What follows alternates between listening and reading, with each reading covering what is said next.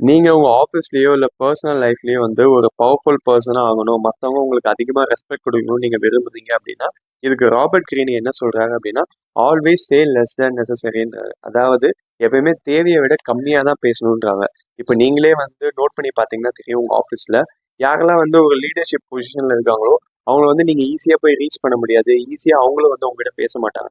எப்பயாவது தான் பேசுவீங்க. பட் எப்ப பேசினாலும் அவங்க வந்து கொஞ்சம் கம்மியா தான் பேசுவாங்க. அவங்க அதிகமா பேச ஆரம்பிச்சாங்க அப்படின்னா அவங்களும் வந்து நம்மள மாதிரி தான் அப்படின்னு உங்களுக்கு தெரியும். அவங்களும் நம்மள மாதிரி தான். பட் நாலேஜ் வைஸ் சொல்றேன். நாலேஜ் வைஸ் அவங்களுக்கு இவ்வளவுதான் தெரியும். நம்ம ஈஸியா ஜட்ஜ் பண்ணிடலாம். ஸோ இதனாலவே வந்து அவங்க கம்மியா தான் பேசுவாங்க. அதே மாதிரி ஜென்ரலா ஹியூமன்ஸ்க்கு வந்து அதிகமா பேச தான் பிடிக்கும். யார் ஒருத்தவங்களுக்கு வந்து வேர்ட்ஸ்ல லிமிட் அதாவது கண்ட்ரோல் பண்ண முடியுதோ அவங்களால வாழ்க்கையிலும் மிச்ச விஷயத்துல கண்ட்ரோல் பண்ண முடியும்னு சில பேர் நம்புறாங்க. ஸோ நீங்க ஒரு பவர்ஃபுல் பர்சன் ஆகணும் அப்படின்னா லைஃப்ல வந்து நிறைய விஷயம் இழக்கிற மாதிரி இருக்கும். நிறைய ஃபன்னான திங்ஸும் இழக்கிற மாதிரி இருக்கும். அது பண்ணாதான் உங்களுக்கு இந்த பவர்ஃபுல் பொசிஷன் வந்து உங்களுக்கு கிடைக்கும். ஸோ அதை ஞாபகம் வச்சுக்கோங்க.